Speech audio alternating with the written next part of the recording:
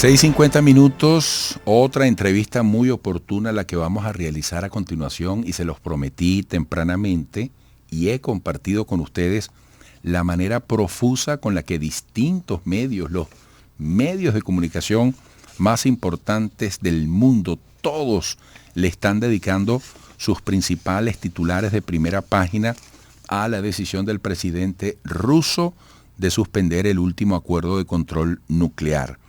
Vamos a conversar con Sergio Rodríguez Helfenstein, analista internacional, profesor universitario, exdirector de Relaciones Internacionales de la Presidencia de la República Bolivariana de Venezuela. Sergio, buenos días, siempre es un gusto tenerte, aunque sea a distancia. Bienvenido.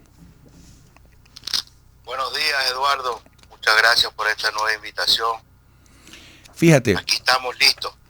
Mira, fíjate que ha dicho Putin, me veo obligado a anunciar hoy que Rusia suspende su participación en el Tratado sobre Armas Estratégicas Ofensivas, refiriéndose a este acuerdo. Primero ayúdanos a entender en qué consiste este acuerdo. ¿Cuál es la importancia de que Putin haya tomado esta decisión, que de paso él dice no es definitiva? Sencillamente es temporal y me gustaría saber, según su criterio, ¿de qué dependerá que Putin se quede por fuera como presidente de Rusia o retome las condiciones del acuerdo? Bueno, durante la Guerra Fría, la Unión Soviética y Estados Unidos firmaron una serie de tratados, de acuerdos, para limitar la fabricación y el uso del armamento nuclear. Eso se dividió en varios, había unos para armamento de alcance intermedio, había unos para armamento de largo alcance, que es el que estamos hablando ahora, y muchos otros. Era toda una red de acuerdos que pretendían mantener al mundo fuera del peligro de la posibilidad de que se desatara una guerra nuclear y se usaran esas armas. Hoy esta decisión del presidente Putin es una noticia que, como tú mismo decías en la presentación, ha ocupado las portadas de casi todos los medios de comunicación en todo el mundo.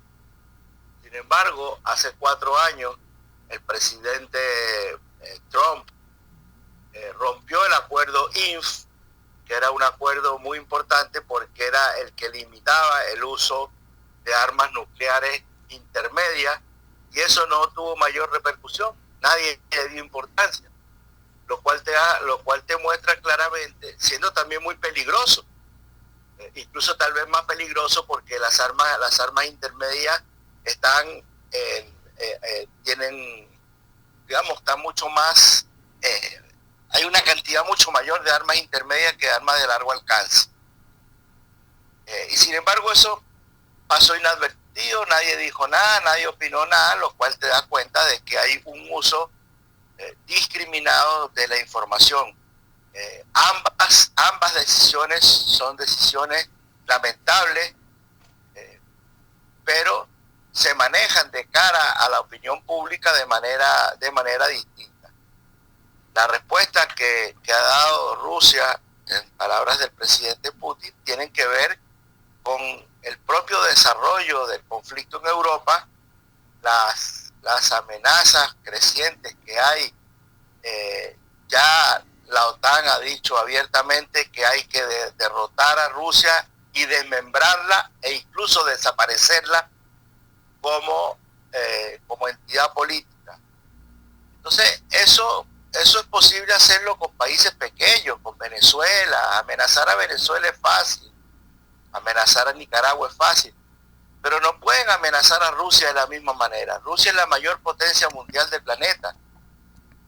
Entonces no pueden amenazarla con hacerla desaparecer sin esperar que Rusia reaccione. Hoy, lamentablemente, en Occidente hay un liderazgo muy obtuso.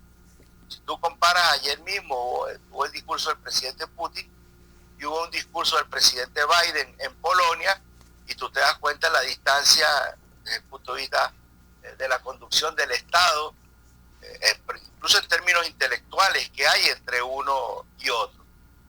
Entonces, efectivamente, esta decisión de Rusia coloca al mundo en una situación de mayor peligro, pero esto fue una situación provocada con la continua amenaza de expansión de la OTAN, lo cual ningún país poderoso puede aceptar, como no aceptó Estados Unidos en 1962 que la Unión Soviética pusiera armamento nuclear en Cuba.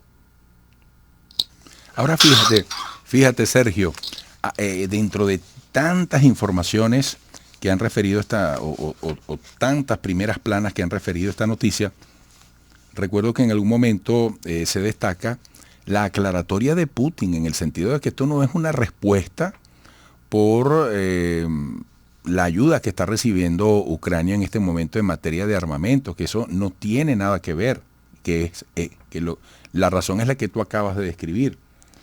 Ahora, el país de España destaca una de las respuestas de Biden. Dice, Ucrania nunca será una victoria para Rusia, nunca. Al final, ¿tú no crees que todo forma parte de una misma tensión, de un mismo riesgo?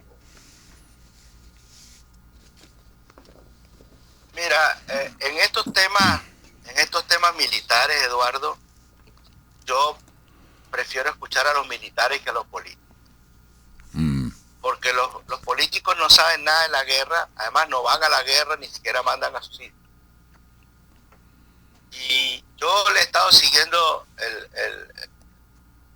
el paso a las declaraciones que hacen los militares, incluyendo, por ejemplo, Mark Milley, que es el jefe del Estado Mayor General Conjunto de las Fuerzas Armadas de Estados Unidos, o sea, el militar de más alto rango de las Fuerzas Armadas de Estados Unidos.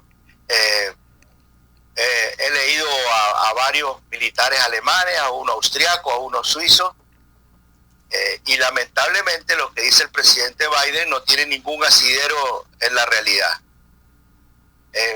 Ahí en Venezuela los campesinos dicen que deseos no empreñan.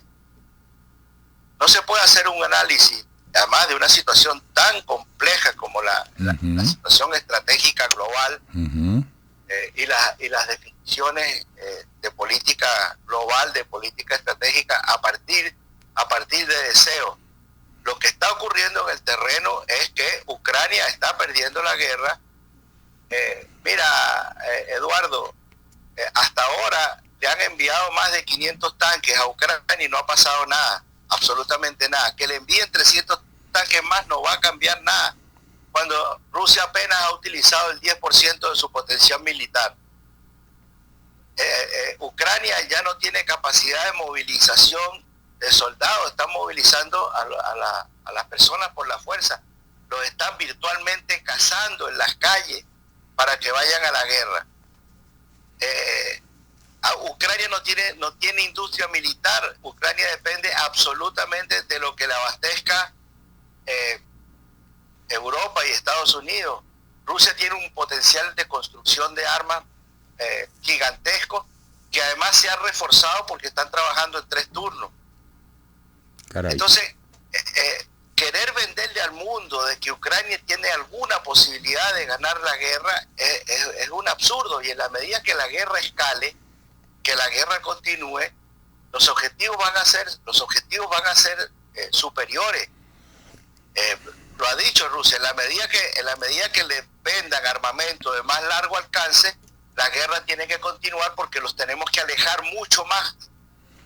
Sergio, para evitar que ese armamento llegue a nuestro territorio. Entonces, sí, hay un escalamiento de la guerra, no hay ninguna voluntad de solucionar el conflicto. Y claro, los países europeos no están luchando, están poniendo el armamento para que mueran los ucranianos. Estamos hablando ya de más de 300.000 ucranianos muertos en la guerra, y no se sabe cuándo va a parar. En los próximos días hay una ofensiva. Yo veo el mapa todos los días, Eduardo. Yo veo la ofensiva, a mí no me pueden hacer cuentos. Yo veo cómo se desarrolla la ofensiva día a día. Día a día los rusos están avanzando, están a punto de tomar la estratégica ciudad de Bakhmut. Cuando tomen la ciudad de Bakhmut va a quedar abierta la posibilidad de tomar Kramatorsk, Slaviansk, y con eso Rusia va a terminar de liberar todo el Donbass, perdón. Entonces, querer vender eso de que dijo Biden, de que Ucrania jamás va a ser derrotada, eso es una ilusión. Lean a los militares, vean a los propios militares de Estados Unidos sí. lo que están haciendo. Sergio. En las limitaciones que le impone la democracia, sí. en el sentido que no pueden emitir ciertas opiniones. Sí. Sergio, se me agotó el tiempo, sé que quedó mucho tema por desarrollar, pero en el corto plazo volveremos a conversar porque estás desarrollando con pertinente detalle e interés colectivo este aspecto de la disparidad en capacidades militares o de los contrastes que hay entre el equipamiento militar de Ucrania y de Rusia. Te agradezco muchísimo, fuerte abrazo. Gracias, Eduardo, igual para ti, un gran abrazo. Sergio Rodríguez Helfelstein, qué interesante análisis. Él es analista internacional, profesor universitario, exdirector de Relaciones Internacionales de la Presidencia de la República Bolivariana de Venezuela. Volveremos.